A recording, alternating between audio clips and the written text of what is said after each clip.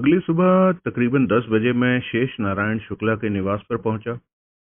प्रकाश के बताए अनुसार ये मान सिंह के बेहद करीबी लोगों में से एक था और यही वो व्यक्ति था जिसने मान सिंह की पार्टी में गैर हाजिरी सबसे पहले नोट की थी और उन्हें खोजना शुरू कर दिया था।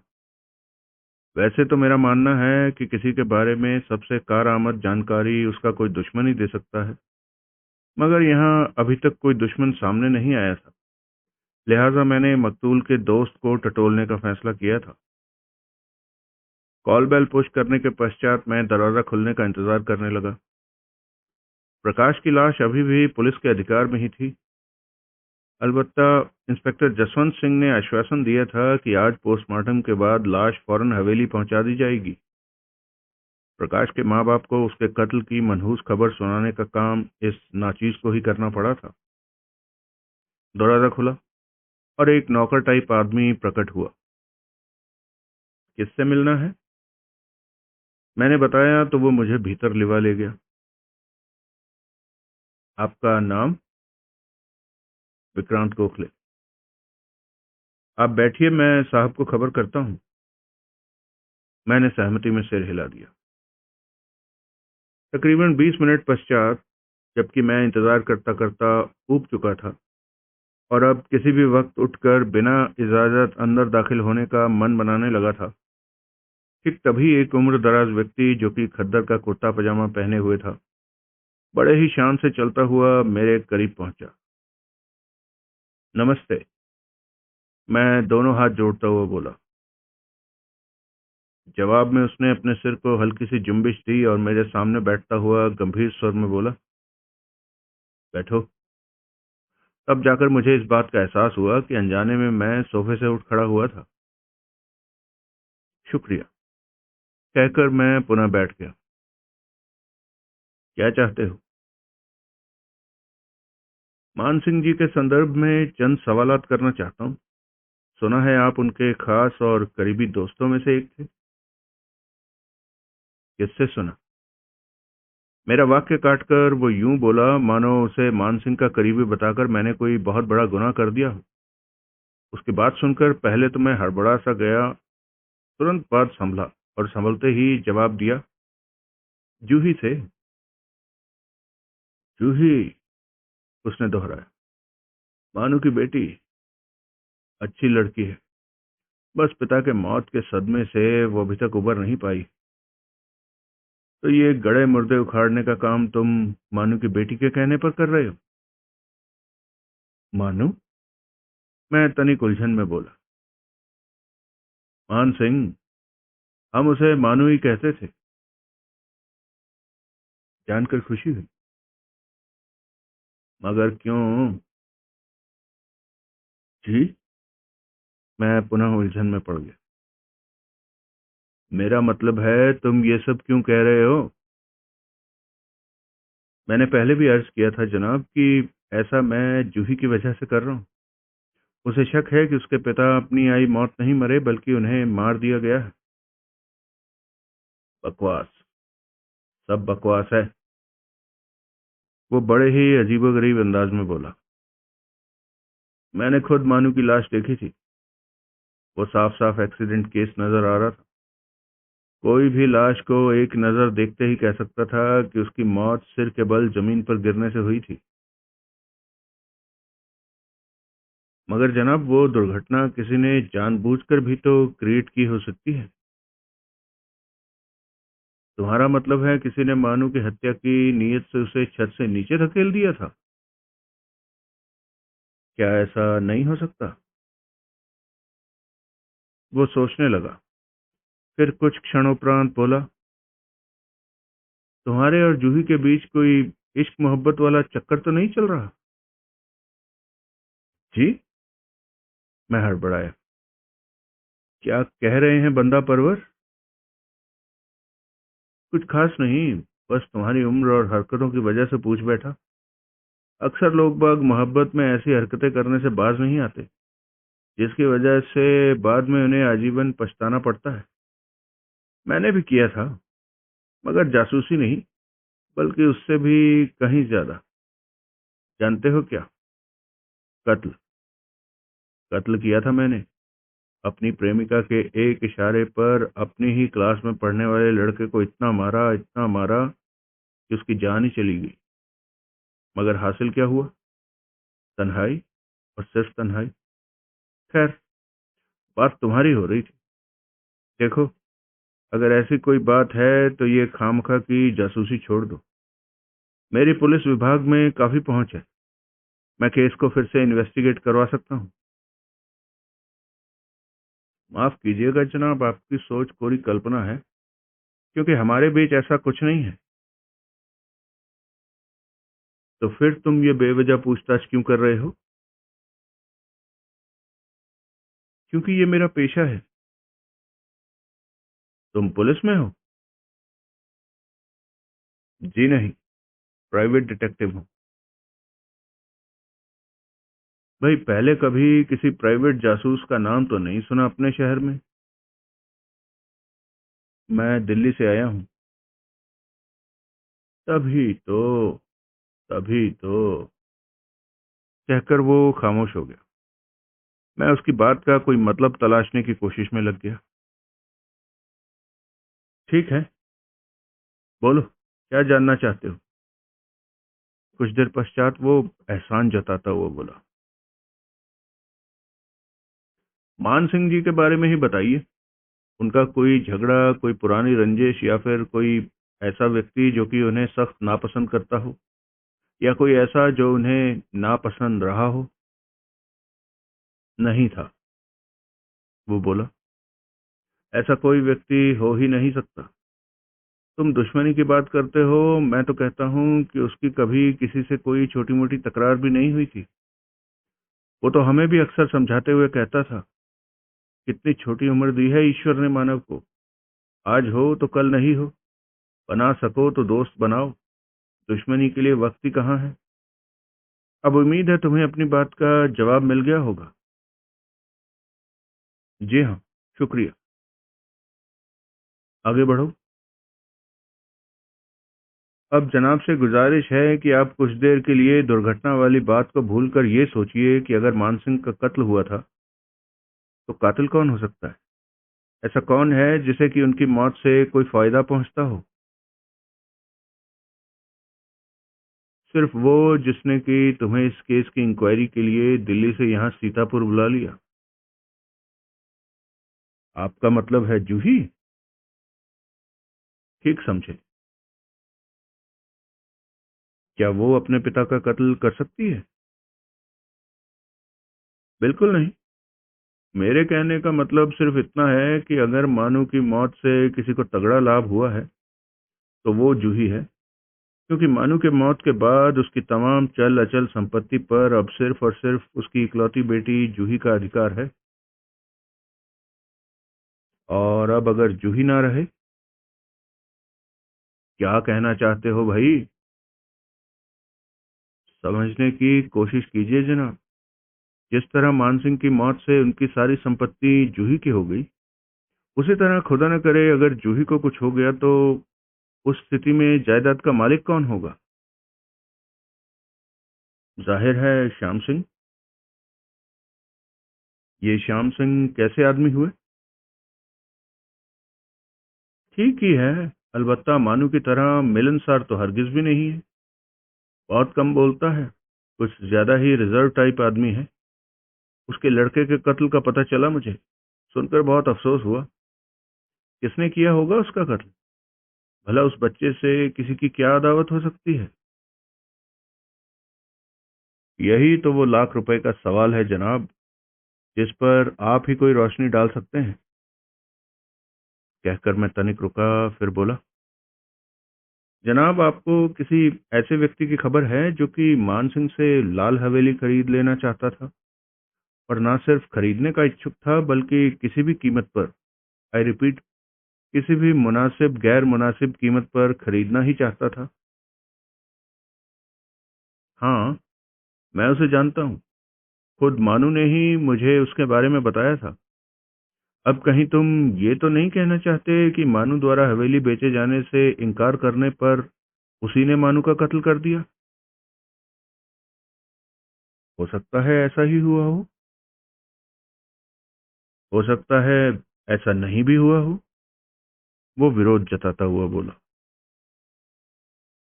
जरूर हो सकता है जनाब, वो निर्दोष हो सकता है। ऐसे में उसका नाम बताने में आपको क्या हर्ज है? अगर वो गुनाहगार भी है तो मुझे उसका नाम बताने में कोई हर्ज नहीं है, वो बड़े दृढ़ स्वर में बोला। शुक्रिया बंदा परवर, मगर अभी तक मुझे उसका नाम सुनने को नहीं मिला। बच्चन सिंह उर्फ बच्चू मकानों के खरीद फरोख्त का धंधा करता है। उसका कोई अता पता? आलमनगर पहुंचकर किसी से भी पूछ लेना। जी शुक्रिया। मैं उठकर खड़ा हो गया। एक और बात, वो खुद भी उठता हुआ बोला। जी कहिए। किसी अजनबी के लिए ये शहर बेहद खतरनाक है, और फिर खास तुम्हारे जैसे व्यक्ति के लिए जिसका कि मकसद ही खुराफातों से भरा पड़ा है, उसके साथ जो न हो जाए वही कम है। क्या शहर था! हर दूसरा आदमी मुझे डराने या सावधान रहने की नसीहत दे डालता था।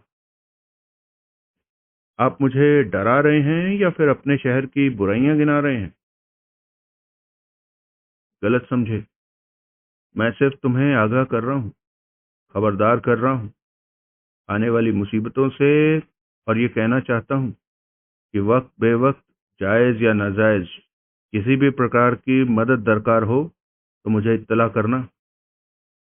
कहते हुए उसने अपना एक विजिटिंग कार्ड निकालकर मुझे पकड़ा दिया। कार्ड जेब के हवाले करके मैंने एक बार पुनः उसे धन्यवाद दिया और बाहर निकल आया। हैरानी की बात थी कि इस केस में मैं जिससे भी मिलता था वही मेरी निगाहों में खटकने लगता था। अब ये आदमी भी मुझे बार बार खटक रहा था। मैं उसकी बातों से तनिक भी आश्वस्त नहीं था। मुझे लग रहा था कि वह खुद को जैसे शो करना चाहता है, असलियत उसके विपरीत है, और वो गिरगिट की भांति रंग बदलने में माहिर जान पड़ता था। मगर लीड को फॉलो करना मेरी जरूरत थी, मजबूरी थी। 11 बजे मैं आलमनगर पहुंचा। बच्चन सिंह का नाम पूछने पर लोगों ने अनभिज्ञता जाहिर की, मगर जब मैंने बच्चू कहा तो फौरन एक मैले कुचैले कपड़ों में लिपटा हुआ छोटा सा लड़का मेरे सामने आया। तत्पश्चात वो मुझे एक 2 मंजिला इमारत के सामने छोड़ गया। घंटी की तलाश में मैंने चौखट के अगल बगल निगाह दौड़ाई, मगर वहां मुझे किसी कॉल बेल का स्विच के दर्शन नहीं हुए। अतः मैंने दरवाजे पर दस्तक दे दिया और इंतजार करने लगा। करोड़ों का सौदा करने को मरा जा रहा प्रॉपर्टी डीलर इस मुर्गी के दड़बे में रहता हो, भला ये कोई मानने वाली बात थी? पता नहीं किसके पास भेज दिया था बुढ़ऊ ने मुझे। 2 मिनट बीत गए मगर दरवाजा नहीं खुला। मैंने दोबारा दस्तक दी।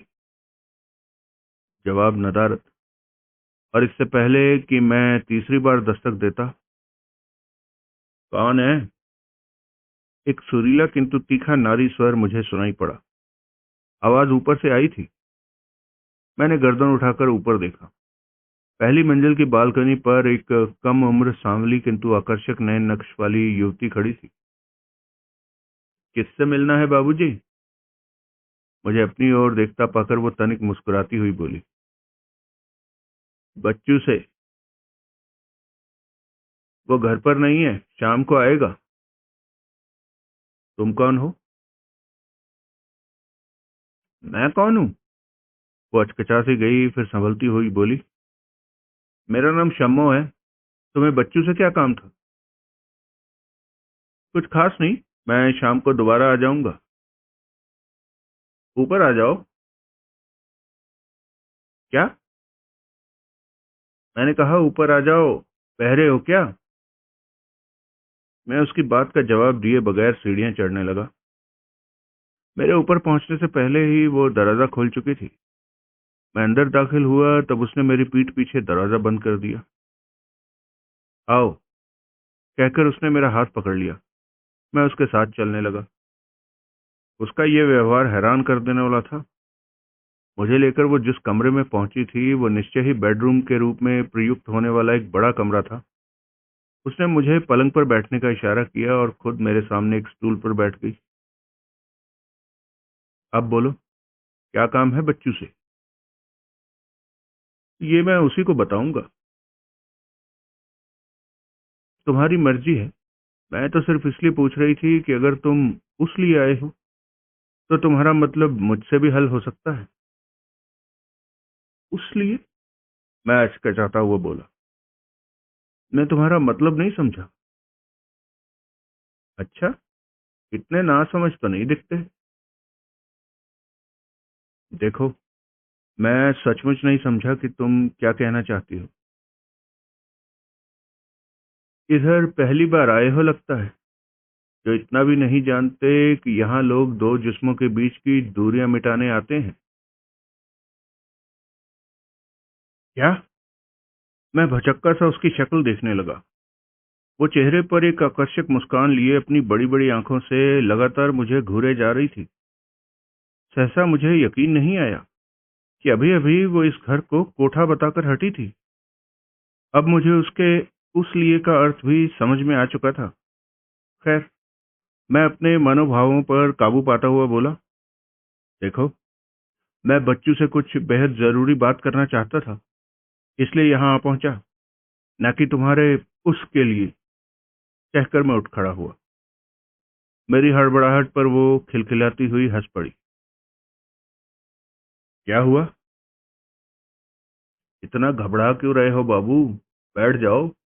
मैं तुम्हारे साथ कोई जबरदस्ती थोड़ा ही कर रही हूँ। मैं शाम को आऊंगा। वो उठ खड़ी हुई। उसने मेरे कंधों पर हाथ रखा और पलंग पर धकेल दिया। उस दौरान उसका दायां उर्ज मेरे कंधे से टकरा गया। मेरे पूरे शरीर में झंझनाहट सी दौड़ गई, जबकि वह जालिम मुस्कुराती हुई बोली, एक और है मेरे पास। पूरे दो हैं। देखोगे? नहीं, रहने दो। तुम कहती हो तो दो ही होंगे। बिना देखे ही यकीन कर लेता हूँ। अच्छा, तनिक ठहरो। चले मत जाना, मैं अभी आई। कहकर वो कमरे से बाहर निकल गई। मैं दबे पांव दरवाजे तक पहुंचा और हल्की सी झिरी बनाकर भीतर देखने लगा। मेरे देखते ही देखते वो एक दूसरा दरवाजा खोलकर भीतर प्रवेश कर गई। मैं दबे पांव उसके पीछे लपका और दरवाजे के समीप पहुंचकर अपना समूचा ध्यान अंदर से उभरने वाली किसी आहट को सुनने के लिए केंद्रित कर दिया। अभी चंद मिनट ही गुजरे थे कि मुझे अंदर से आती शम्मो की आवाज सुनाई पड़ी। हेलो। वो निश्चय ही किसी से फोन पर बात कर रही थी। मैं शम्मो बोल रही हूँ। जवाब में दूसरी तरफ से क्या कहा गया, ये जानने का मेरे पास कोई साधन नहीं था। आज बच्चू को तलाश करता एक बाबू यहाँ आ पहुंचा है। कहता है उसे बच्चू से कुछ काम है। पुनः चुप्पी छा गई। हाँ हाँ, मुझे तो वही लगता है। और भला इतनी शिद्दत से उसे कौन तलाश करेगा? एक बार फिर से शम्मो की आवाज आनी बंद हो गई। मैं दम साधे प्रतीक्षा करने लगा। ठीक है, मैं उसे कुछ खिला पिला देती हूँ। आधे एक घंटे के लिए तो समझो वो गया काम से। नहीं नहीं, उसे कोई शक नहीं होगा। तुम घबराओ मत। अगर उसे होश आ भी गया तो मैं उसे उलझा लूंगी। अब मैं फोन रखती हूँ, कहीं वो चला ना जाए। मैं दरवाजे से हट गया और वापस पहले वाले कमरे में आ बैठा। जनाब, औरतें दो मुहा सांप की तरह होती हैं। इसलिए जब भी कोई औरत आप पर बेवजह मेहरबान होती दिखाई दे तो संभल जाएं, क्योंकि उस वक्त वो अपने दूसरे मुंह से आपको डसने की तैयारी कर रही होती है। थोड़ी देर बाद विस्की की बोतल और गिलास हाथ में लिए शम्मो ने कमरे में प्रवेश किया। मैंने महसूस किया कि इस दौरान उसने अपने चेहरे पर हल्का मेकअप भी पोत लिया था। खूबसूरत तो वो यकीनन थी, ऊपर से कजरारी बड़ी बड़ी आंखों का तो कहना ही क्या था। उसके तीखे नयन नक्श किसी को भी अपनी तरफ आकर्षित कर लेने की क्षमता रखते थे। मगर इन सब के अलावा उसमें कुछ खामियां भी थी। वो हरजाई थी, बेवफा थी, दगाबाज थी। गिलास में विस्की उड़ेलते वक्त वो जानबूझकर इतना नीचे झुकी कि मुझे उसके खुले गले की बालकनी में झांकने का मौका मिल जाए। मेरी निगाहों का अनुसरण कर उसने जो शर्माने की एक्टिंग की वो भी लाजवाब थी। गिलास में विस्की उड़ेलने के पश्चात उसने मुझे जाम पकड़ा दिया और उठकर मेरी गोद में बैठ गई। उसने मेरे हाथों से जाम लेकर गिलास को चूमा और मुस्कुराते हुए मेरे होठों से लगा दिया। शवाब के हाथों में गिलास देखकर कौन बेवकूफ होगा जो पीने से इनकार कर दे। एक बार की तो मेरा भी दिल हुआ कि अगर वो जहर भी है तो पी जाऊं।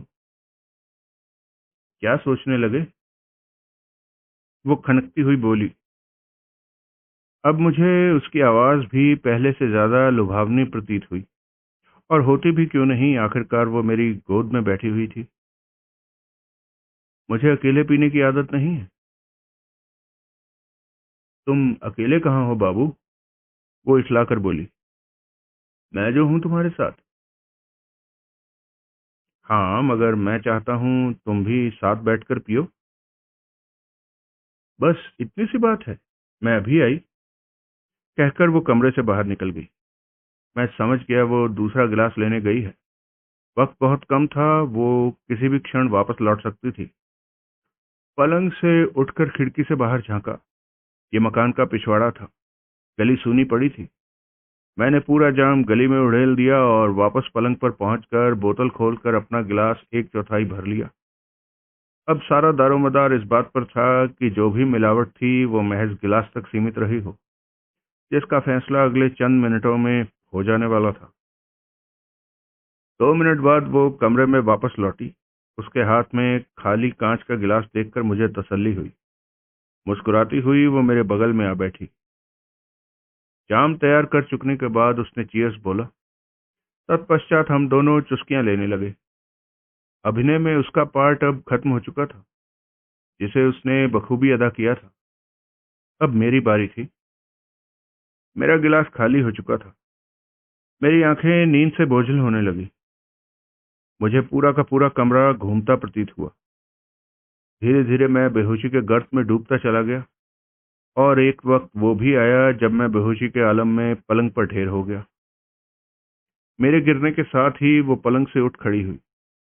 उसके होंठों पर एक तिक्त मुस्कान रेंग रही थी। अपनी जीत पर वो फूले नहीं समा रही थी। बहरहाल कुछ देर यूं ही अनिश्चित सी खड़ी रहने के पश्चात वो कमरे से बाहर निकल गई। मैं इंतजार करने लगा उसके अगले कदम का, बल्कि उत्सुक था ये जानने को कि अब वो क्या करने वाली थी। मुझे ज्यादा देर इंतजार नहीं करना पड़ा। लगभग 5 मिनट बाद ही वो कमरे में वापस लौटी, मगर वो खाली हाथ नहीं थी, बल्कि नायलॉन की एक पतली किंतु दूर से ही मजबूत दिखने वाली डोरी वो अपने साथ लेकर आई थी। कमरे में घुसने के साथ ही वो मेरे पैरों के पास आकर खड़ी हो गई। फिर ज्यों ही उसने डोरी का फंदा मेरे पैरों में डालना चाहा, मैं उठकर बैठ गया। Hello sweet heart. फिर एक साथ दो काम हुए।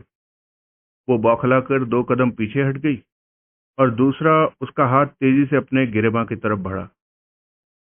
वहां मौजूद चीज क्या थी यह कहना मुहाल था, मगर वो जो भी था निश्चय ही मेरे लिए खतरनाक था।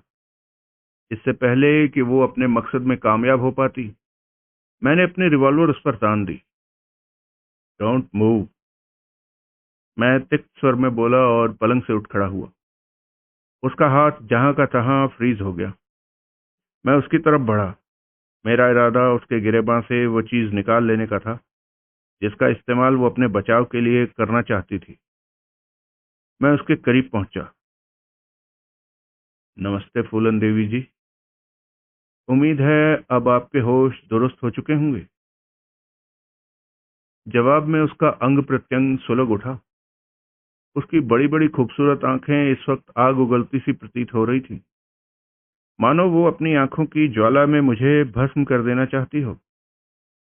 खैर, मैं उसके समीप पहुंचा, मगर उसके गिरेबां में हाथ डालने का हौसला न कर सका। जिंदगी के यही वो नाजुक क्षण होते हैं जहां पहुंचकर इंसान, अगर आप हैं तो, बेबस हो जाता है। उसके पूर्व संस्कार आड़े आ जाते हैं। माल निकालो, मैं रिवॉल्वर से उसे टहोकता हुआ बोला। माल निकालो? वो सकपकाई। मैं उस माल की बात कर रहा हूं जो तुमने अपने गिरेबां में छुपाया हुआ है। अच्छा वो। हाँ वो। खुद क्यों नहीं निकाल लेते बाबू? वो इठलाती हुई मुस्कुराई। क्या शर्म आ रही है? तभी अचानक ही बिग बी की फिल्म हम का एक सीन मेरे दिमाग में उभरा।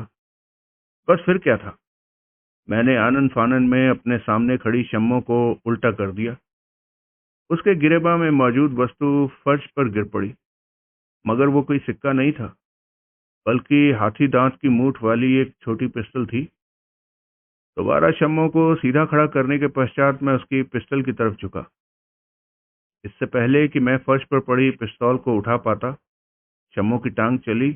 मैं पीठ के बल नीचे गिर पड़ा।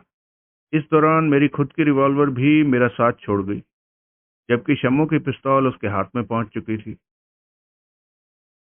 अब बोलो बाबू, वो हर्षित स्वर में बोली। चला दूं गोली? मुझे मारकर तुम बच नहीं सकती। बचने की बात छोड़ो बाबूजी, वो सब दिलावर साहब हैंडल कर लेगा। लेकिन मुझे मारकर तुम्हें हासिल क्या होगा? मैं तनिक दीन स्वर में बोला, जिसका प्रत्याशित परिणाम सामने आया। वो तनिक नम्र हुई।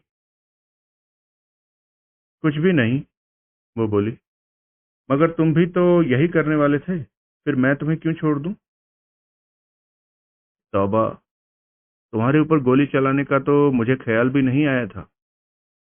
अगर मेरी ऐसी कोई मर्जी होती तो तुम्हारे वर्ल्ड बैंक से तुम्हारी पिस्तौल निकलवाने की कोशिश क्यों करता? सीधा गोली नहीं मार देता? रिवॉल्वर क्यों दिखाई? बस यूं ही, तुम कोई बेजा हरकत न करो इसलिए, महज तुम्हें डराने के लिए। डरी तो नहीं मैं, वो धूर्त भाव से मुस्कुराई। मैं खामोश रहा। साथ के साथ मेरी निगाह फर्श पर अपनी रिवॉल्वर की तलाश में भटकने लगी। वो उधर है, मेरा मंतव्य समझकर वो बोली। पलंग के पायताने, चाहो तो उठा लो। मैंने हैरान निगाहों से उसकी ओर देखा। मेरे देखते ही देखते उसकी पिस्तौल पुनः उसके गिरेबान में जाकर खो गई। अब वो निहत्ती थी। मैंने आगे बढ़कर पलंग के पायताने से अपना रिवॉल्वर उठा लिया, मगर दोबारा उस पर रिवॉल्वर तानने का मन नहीं हुआ। शायद पहली शिकस्त का असर था। ऊपर से उसके द्वारा पिस्तौल वापस ब्लाउज के अंदर रख लेने का बड़ा ही मनोवैज्ञानिक असर हुआ था। सो मैंने भी अपनी रिवॉल्वर जेब में ठूंस ली और उसके सामने पलंग पर बैठ गया। आदमी तुम पसंद आए। जहे नसीब, कोई खास बात दिखाई दे गई? दोबारा रिवॉल्वर दिखाने जैसी छिछोरी हरकत तुमने नहीं की। तुमने भी तो मेरी जान बख्श दी। मेरी बात कुछ और थी। मेरे पास और भी तरीके थे तुमसे निपटने के। तौबा, यानी दोबारा रिवॉल्वर दिखाता फिर भी तुम जीतती? उम्मीद तो थी, अलबत्ता गारंटी नहीं कर सकती। प्रकाश का कत्ल किसने किया? क्या? मेरे इस अचानक सवाल पर वो हड़बड़ाई। क्या कहा तुमने? प्रकाश का कत्ल किसने किया? मुझे क्या मालूम? मालूम होता तो बता देती। शायद हाँ, शायद नहीं भी। वैसे जानती तो होगी प्रकाश को? उसने सहमति में गर्दन हिलाई। वो यहाँ आता था? कभी कभार, महीने में एक बार। अकेले? अमूमन तो अकेले ही आता था, कभी राकेश के साथ भी। किस लिए? कोठे पर आदमी किस लिए आता है, बताऊं? नहीं, जाने दो। यहाँ उसकी खिदमत में कौन होता था? वैसे तो कोई भी, मगर प्रकाश और राकेश अक्सर सौम्या या फिर संगीता का साथ पसंद करते थे। अभी कहाँ हैं वो दोनों? किसी रिश्तेदार की शादी में गई हैं। रिश्तेदार? मैं तनिक चौंका। हाँ भाई, क्या हम लोगों का कोई रिश्तेदार नहीं हो सकता? मैंने ऐसा कब कहा? वैसे तुम इस धंधे में कैसे आ गई? क्या कहना चाहते हो? मेरा मतलब है, शक्लो सूरत से तो किसी भले घर की पढ़ी लिखी ज़हीन लड़की दिखाई देती हो। दिखाई देती थी बाबू, अब नहीं दिखती। क्या? वही, भले घर की पढ़ी लिखी और ज़हीन। यानी कि तुम्हारी बाबत मेरा अंदाजा दुरुस्त है? हाँ, तुम ऐसा समझ सकते हो। इस दलदल से निकलने का कभी मन नहीं हुआ? पहले होता था। मैं एक बार यहाँ से भागकर घर पहुंच भी गई थी, मगर माँ बाप ने घर में रखने से इनकार कर दिया। तब मैं उल्टे पांव लौटकर यहाँ आ गई और फिर यहीं की होकर रह गई। वैसे धंधे में लाया कौन था तुम्हें? मेरा आशिक। ऐसा आशिक जो मुझे ख्वाबों के हिंडोले पर झुलाता था। कहता था चांद तारे तोड़कर ला सकता है मेरे लिए। उसकी बातों में आकर मैं उसके साथ घर से भाग गई। फिर उसने मुझे एक आदमी के हवाले कर दिया, जिसने बाद में मुझे दिलावर साहब के किसी आदमी को बेच दिया। तब मेरी उम्र 14 साल थी। इश्क की आग ने मुझे कहीं का नहीं छोड़ा था। मगर जब तक ये बात समझ में आई, बहुत देर हो चुकी थी। ओह, कहकर मैं खामोश हो गया। कमरे में निस्तब्धता छा गई। कुछ पल यूं ही गुजरे। क्या सोचने लगे बाबू? कहकर उसने ही खामोशी भंग की। यही कि तुम्हारे आका लोग अभी तक पहुंचे क्यों नहीं?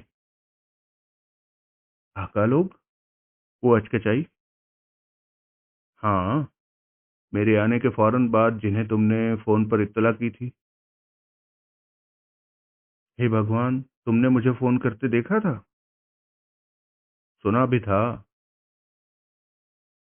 ओह, ओह, अब मैं समझ गई। समझ गई, मैं सब समझ गई। क्या समझ गई? छोड़ो, ये बताओ अब तुम्हारा क्या इरादा है? क्या मतलब?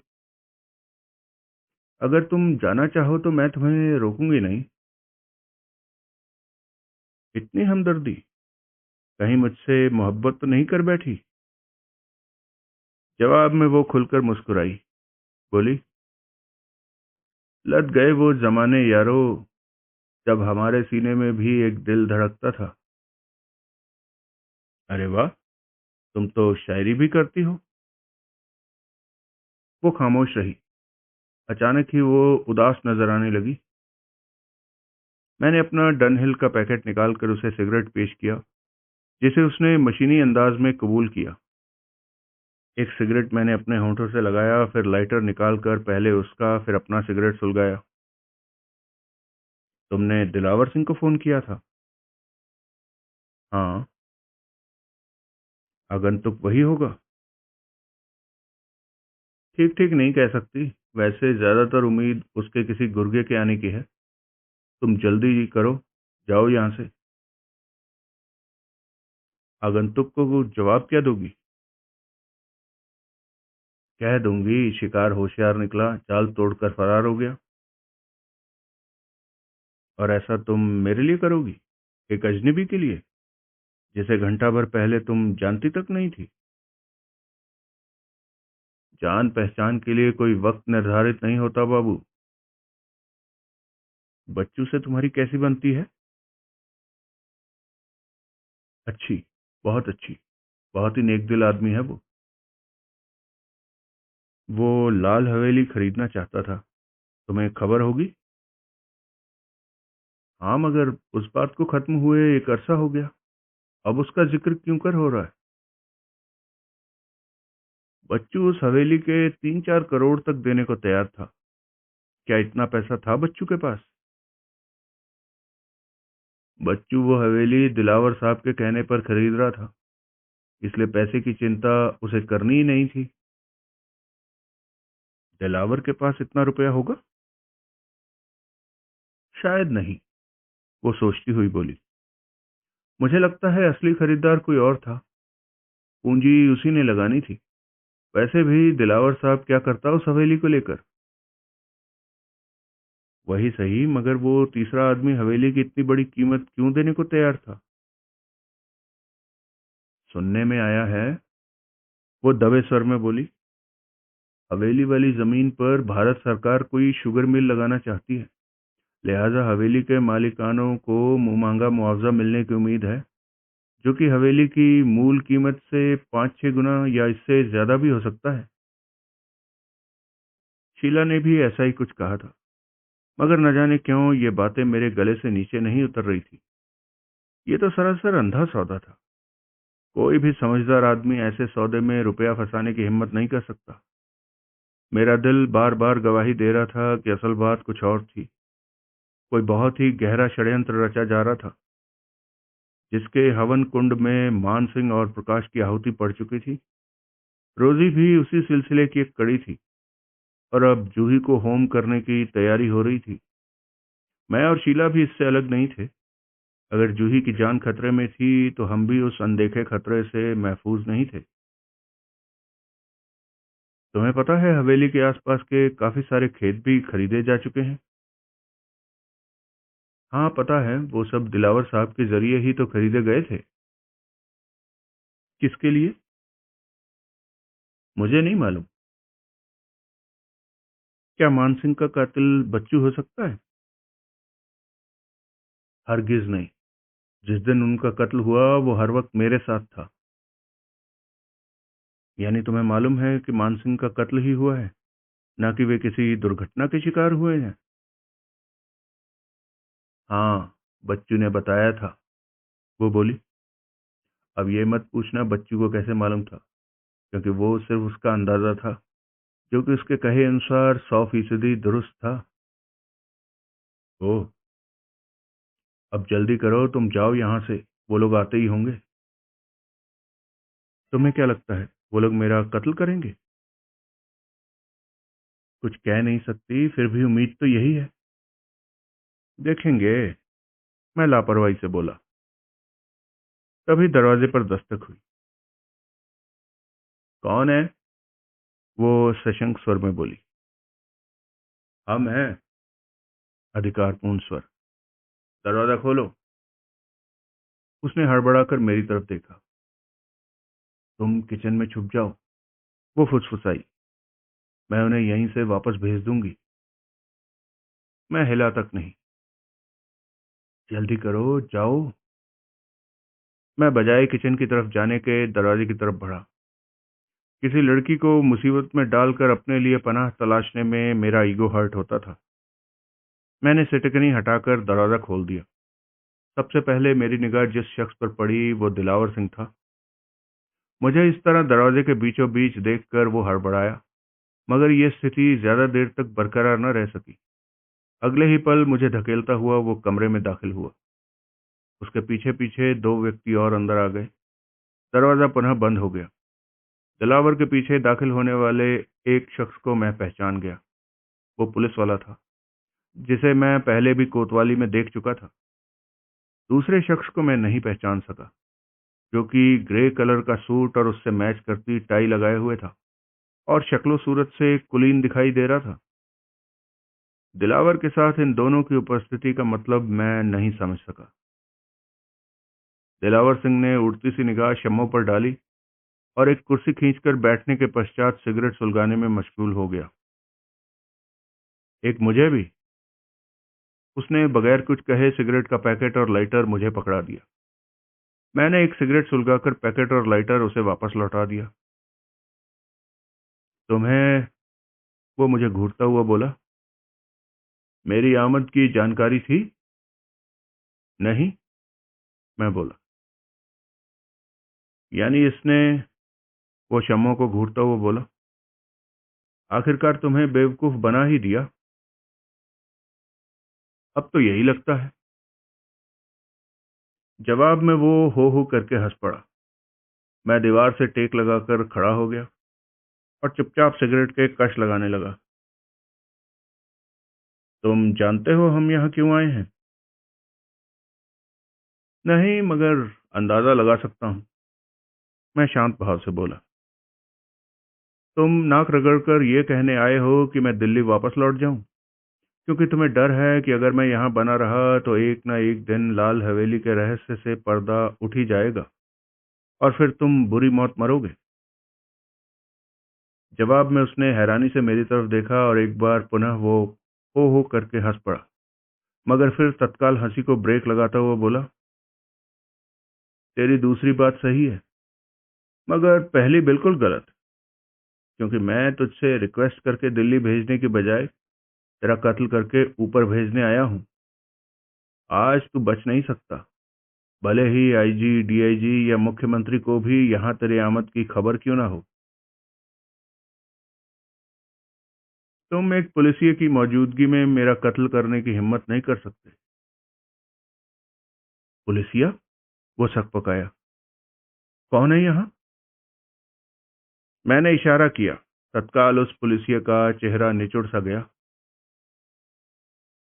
ये मेरे से बाहर नहीं जा सकता, दिलावर बोला। कब तक? क्या मतलब भाई? एक कत्ल का चश्मदीद गवाह होगा ये, कभी भी तुम्हें फंसा सकता है, ब्लैकमेल कर सकता है। इसकी मजाल नहीं हो सकती। दिलावर साहब, पुलिसिया बीच में बोल पड़ा, क्या इसके कत्ल के अलावा कोई रास्ता नहीं? अब नहीं है। मैं कुछ कहूं? तीसरा सूटधारी व्यक्ति बोला। जरूर कहो भाई, दिलावर बोला। ये लड़की कौन है? सूट वाले ने शम्मो की तरफ इशारा किया। क्या मतलब? समझने की कोशिश कीजिए, सूट वाला बोला। क्या ये कोई खास है? क्या इसका दुनिया में बने रहना जरूरी है? मैंने शम्मो की तरफ देखा। वो हकबकाई सी उसकी ओर देख रही थी। नहीं, मगर साफ साफ कहिए, क्या कहना चाहते हैं? दिलावर बोला। सिर्फ इतना कि लड़की को इसकी रिवॉल्वर से गोली मार दीजिए और इसे, उसने मेरी तरफ इशारा किया, उसके कत्ल के इल्जाम में अंदर करवा दीजिए। तौबा! उनके खतरनाक इरादों को भांपते ही मैं भीतर तक कांप उठा। शम्मो चुपचाप वहीं फर्श पर बैठ गई। सचमुच कितने खतरनाक लोग थे ये, जो किसी के कत्ल जैसे जघन्य अपराध सिर्फ इसलिए कर सकते थे क्योंकि उसमें किसी दूसरे को फंसाना था। हाँ, ये ठीक रहेगा, पुलिसिया हर्षित स्वर में बोला। हर कत्ल का कोई मोटिव होता है, दिलावर बोला। बेवजह कोई किसी का कत्ल नहीं करता। इसके पास शम्मो की हत्या का क्या उद्देश्य है? उद्देश्य है, दिलावर साहब, सूटधारी बोला।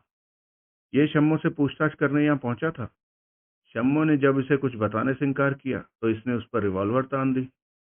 जवाब में शम्मो अपनी जान बचाने के लिए दरवाजे की ओर भागी तो इसने गोली चला दी। ऐन वक्त पर मैं यहाँ पहुंच गया। मैंने इसे गोली चलाते देख लिया और कमरे का दरवाजा बाहर से बंद करके पुलिस को खबर कर दी। आप अचानक यहाँ कैसे टपक गए? मैं तो मौज मेले के लिए यहाँ पहुंचा था। आखिर है तो ये एक कोठा ही। बढ़िया, बहुत बढ़िया। मैं समझ गया। अब ड्रामे का अंतिम दृश्य शुरू होने वाला था। मैंने अपना हाथ रिवॉल्वर की तरफ बढ़ाया, मगर खबरदार, दिलावर कर्कश स्वर में बोला। मुझे लापरवाह मत समझना। मैं जब से इस कमरे के अंदर आया हूं मेरी निगाह तुम पर ही टिकी है। अगर कोई बेजा हरकत की तो वक्त से पहले जहन्नुम का नजारा करा दूंगा। मुझे उसके पास किसी हथियार के दर्शन नहीं हुए, मगर उसकी धमकी कोरी नहीं थी। उसके कोट का दाहिना हिस्सा थोड़ा खिंचा हुआ था और उसका हाथ कोट की जेब में था। मुझे लगा वो पहले से ही निशाना साधे बैठा था। अलबत्ता रिवॉल्वर अभी भी कोट की जेब में ही थी। भगवत, दिलावर बोला, तो इसकी तलाशी ले। जवाब में वहां खड़ा पुलिसी आगे बढ़ा। उसने तलाशी ली और मेरी रिवॉल्वर निकालकर दिलावर को पकड़ा दी। शम्मो का कत्ल और तुम उसके कातिल, दिलावर बोला। अब बोल जासूस के बच्चे, कहानी कैसी लगी? कहानी अच्छी है, मगर एक बहुत बड़ा झोल है। कोई ये मानकर राजी नहीं होगा कि मैंने महज अपने सवाल का जवाब न मिलने पर इसे गोली मार दी। भाई, ये भगवत का डिपार्टमेंट है। वो कहानी में कुछ जोड़ तोड़ कर लेगा। कर लेगा ना भाई? जी कर लूंगा, भगवत जोश में बोला। दिलावर ने मेरी रिवॉल्वर दाहिने हाथ में स्थानांतरित की। रिवॉल्वर वाला हाथ शम्मो की तरफ घूमा। वो मेरी तरफ से निश्चिंत था। मैं नीचे झुका। मैंने अपने टखनों के पास से दूसरी रिवॉल्वर निकालकर गोली चला दी। निशाना दिलावर का रिवॉल्वर वाला हाथ था। गोली उसके हाथ में ही लगी, मगर तब तक वो गोली चला चुका था। अलबत्ता ऐन वक्त पर मेरी गोली लगने से उसका निशाना डगमगा गया। सिर को निशाना लेकर चलाई गई गोली शम्मो के कंधे में जा घुसी और रिवॉल्वर दूर जा गिरा। दिलावर और शम्मो की चीखें एक साथ गूंजी। तभी एक हैरत अंगेज वाकया हो गया। घायल शम्मो ने चीखने के साथ ही अपनी पिस्तौल निकालकर पहले दिलावर, फिर वहां खड़े पुलिसिये को गोली मार दी। इसी दौरान सूटधारी व्यक्ति वहां से गायब हो गया। मैंने दिलावर को देखा। गोली उसके सिर में लगी थी। नब्ज टटोला, मगर नब्ज गायब थी। शहर पर राज करने वाला जाबर मजलूम की गोली से अपने बनाने वाले के पास पहुंच चुका था। वही हाल पुलिसिये का भी हुआ था। दोनों अपने अंजाम को पहुंच चुके थे। मैंने शम्मो पर दृष्टिपात किया। वो बाएं हाथ से अपने दाएं कंधे को पकड़े दर्द को पीने की कोशिश कर रही थी। मैं उसके समीप पहुंचा। तुम ठीक हो? एक बेवकूफाना सवाल मेरे मुंह से निकल ही गया। उसने सिर हिलाकर हामी भरी। मैं उसे सहारा देकर नीचे खड़ी अपनी कार तक ले गया। उसे कार में बैठाकर उल्टे पांव वापस लौटा। मैंने दिलावर की तलाशी ली। काबिले जिक्र दो चीजें बरामद हुई। पहला, एक कागज पर जल्दीबाजी में घसीटा गया कोई फोन नंबर था, और दूसरी चीज आड़ी तिरछी लकीरों से भरा किसी डायरी का एक पन्ना था। कहानी अभी खत्म नहीं हुई थी।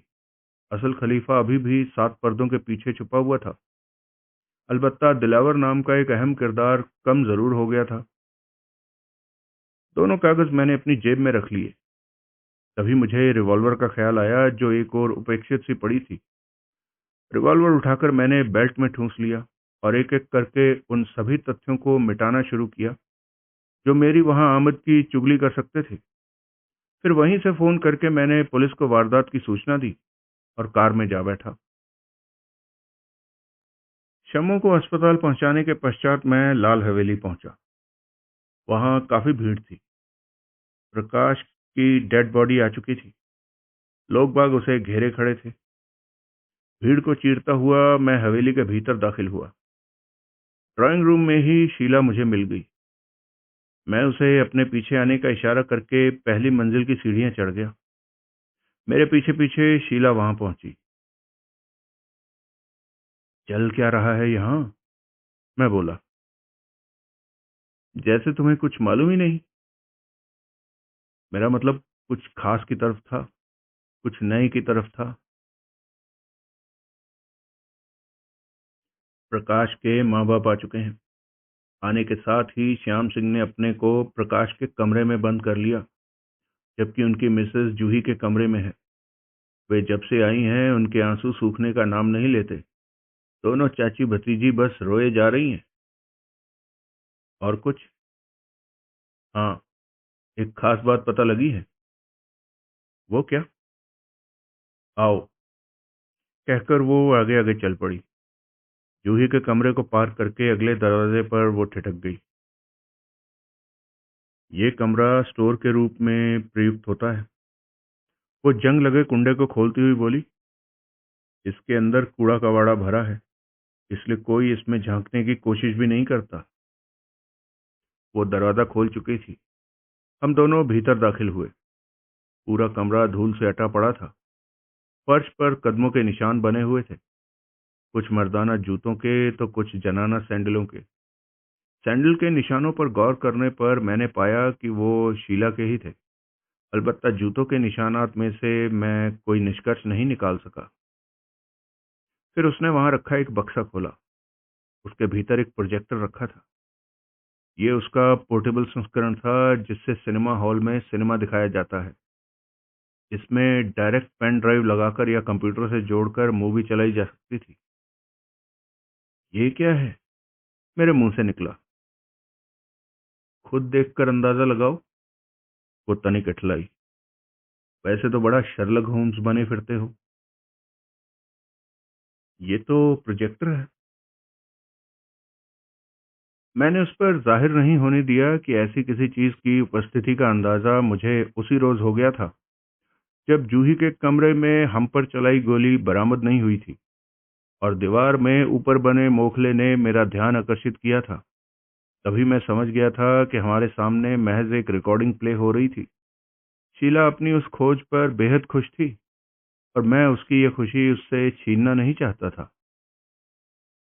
एग्जैक्टली ये प्रोजेक्टर ही है, वो बोली। मगर सवाल ये उठता है कि ये हवेली के इस कमरे में उपेक्षित सी क्यों पड़ी हुई है? क्यों पड़ी है? मैंने दोहराया। इसके कई कारण हो सकते हैं। ये मशीन खराब हो सकती है या फिर किसी को इसके इस्तेमाल की फुर्सत नहीं होगी। नहीं, एक ठोस कारण है इस मशीन को यहाँ रखने के पीछे, बल्कि असली वजह ही वही है। यानी कि वजह मालूम है? जवाब में वो मुस्कुरा उठी। वजह बता। ये रही वजह, कहकर उसने मशीन का फोकस सामने वाली दीवार पर करके बिजली का स्विच ऑन कर दिया। दीवार पर तत्काल एक आकृति तैयार हुई। वो एक साया सा दिखाई दे रहा था। उसके सिर पर टोकरी जैसा हैट रखा हुआ था। ये वही साया था जिसने जूही के कमरे में मुझ पर 2 गोलियां चलाई थी और मैं बाल बाल बचा था। ये महज उस फिल्म की देन थी। तभी साये का हाथ हवा में ऊपर उठा। उसकी रिवॉल्वर से गोली चली, मगर किसी को लगी नहीं। लगती भी कैसे? वो तो महज एक फिल्म थी। बैकग्राउंड में जो दीवार थी वो जूही के कमरे की थी, लिहाजा ये मूवी वहीं शूट की गई थी। क्या समझे बॉस? समझ गया। अब तू मेरी अम्मा कहलाने के लायक हो चुकी है। वैसे तुझे सूझी कैसे ये बात? बस यूं ही सुबह इस कमरे में घुस आई। यहाँ का तामझाम देखकर मेरा माथा ठनका तो पड़ गई असलियत जानने के पीछे हाथ धोकर। आज तो तूने कमाल कर दिया। वो तो मैं रोज ही करती हूँ। वैसे सबसे बड़ा कमाल तो उस शातिर दिमाग का है जिसने कि इतने बड़े षड्यंत्र को अंजाम दिया, मगर उनको इसका फायदा क्या पहुंचता? उनका उद्देश्य जूही को पागल करार देने का हो सकता है, जो कि अब मैं देख रहा हूँ वो लगभग हो ही चुकी थी कि तभी तू यहाँ आ पहुंची और फिर तेरे पीछे पीछे मैं। नतीजतन षड्यंत्रकारियों के काम में बाधा पड़ गई और उनका सुनियोजित मजबूत जाल काफी हद तक छिन्न भिन्न हो गया। जूही को पागल घोषित करने की उनकी तमाम कोशिशें असफल हो गई। जरा सोच, इस फिल्म के माध्यम से उस पर गोली चलाई गई। बाद में ना तो हमलावर मिला, ना ही गोली बरामद हुई। ऐसा बार बार होता तो न सिर्फ लोग उसे पागल समझ लेते, बल्कि उसे भी यकीन आ जाता कि वो पागल है। बाकी कसर वो गोलियां पूरी कर ही रही थी। जो मैंने पता किया है कि अगर किसी अच्छे भले इंसान को एक खास क्रम में दी जाए तो वो पागल तक हो सकता है। और डॉक्टर भी कैसा, जिसका कोई वजूद नहीं है। उस रोज जब बाजार में जूही चीख चीख कर कह रही थी कि यही उस डॉक्टर का क्लिनिक था, तो मुझे भी लगने लगा था कि उसका दिमाग हिल चुका है।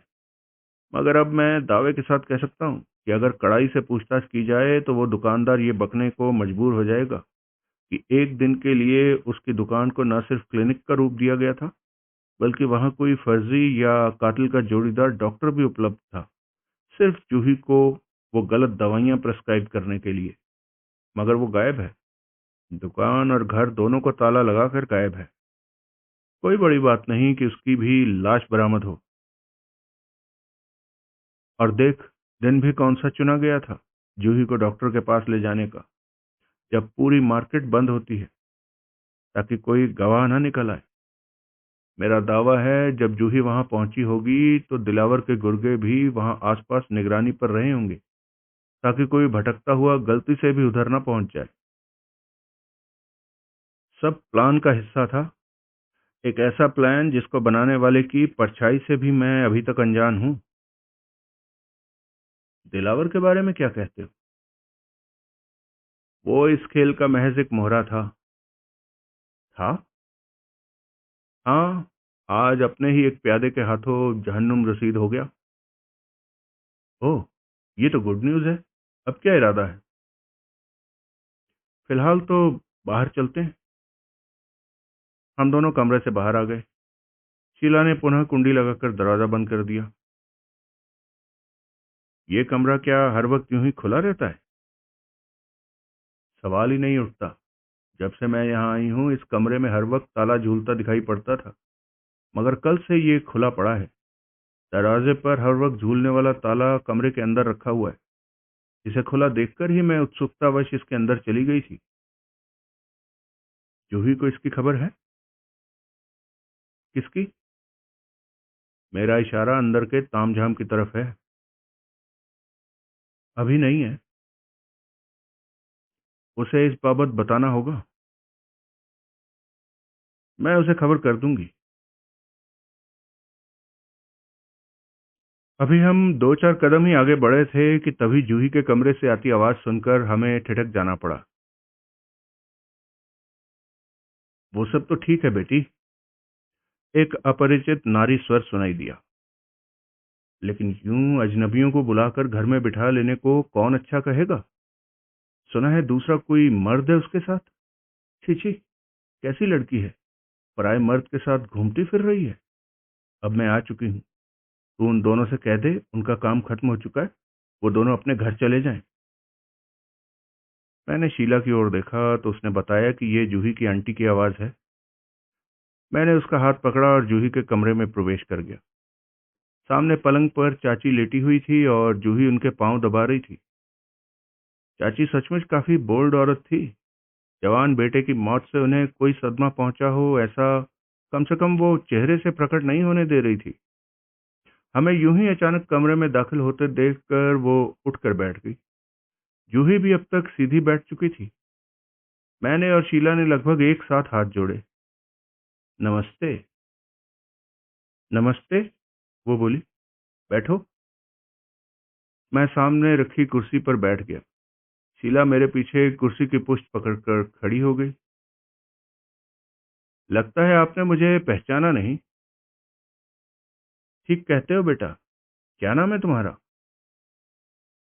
विक्रांत। दिल्ली से आया हूँ। तो तुम आए हो दिल्ली से? वो तिक्त भाव से बोली। अच्छा हुआ तुम यहीं आ गए, मैं खुद भी तुमसे मिलना चाहती थी। कहिए। देखो बेटा, चाची, जूही झुंझलाकर बोली, ये भी कोई वक्त है ऐसी बात करने का? तू चुप कर। ये ऊंच नीच की बातें तेरी समझ में नहीं आएंगी। मैं खूब समझती हूँ, कोई बच्ची नहीं हूँ। अपना भला बुरा समझ सकती हूँ। आपको कोई हक नहीं पहुंचता कि। उसने तत्काल अपने होंठ काटे। हाँ हाँ कह ले, चुप क्यों हो गई? चाची बिफर पड़ी।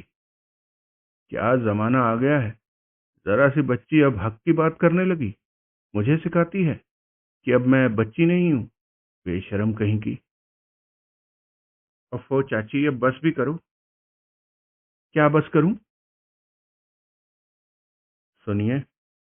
मैं अपने शब्दों में मिश्री घोलता हुआ बोला। शायद आप मुझसे कुछ कह रही थी। अरे हाँ बेटा, मैं कह रही थी कि तुम लोगों को यहाँ आए कई दिन हो गए हैं। तुम्हारा भी घर बार होगा, माँ बाप होंगे, सब तुम्हारी राह देखते होंगे। वैसे अब मैं यहाँ आ गई हूँ, देखती हूँ कौन तंग करता है मेरी फूल सी बच्ची को। कहकर चाची ने जूही के सिर पर हाथ फिराया। हाँ तो बेटा, मैं कह रही थी कि अब तुम दोनों भी अपने घर वापस लौट जाओ।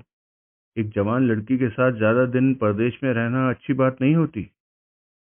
अब की दफा उनका इशारा शीला की तरफ था। मैंने जूही की ओर देखा तो पाया कि वो लज्जित अवस्था में सिर झुकाए बैठी थी। फिर शीला को देखा और बोल पड़ा, ये नहीं हो सकता। क्या नहीं हो सकता? यही कि हम अपने घर लौट जाएं। अरे, तो क्या जीवन भर यहीं बने रहोगे? जी, ठीक समझी आप। बड़े बेशर्म हो भैया तुम तो। खानदानी हूँ, कोई नई बात करें। मेरी बात सुनकर चाची तिलमिलाती हुई कमरे से बाहर निकल गई। पीछे दो हसीनाओं की सम्मिलित हंसी गूंजी।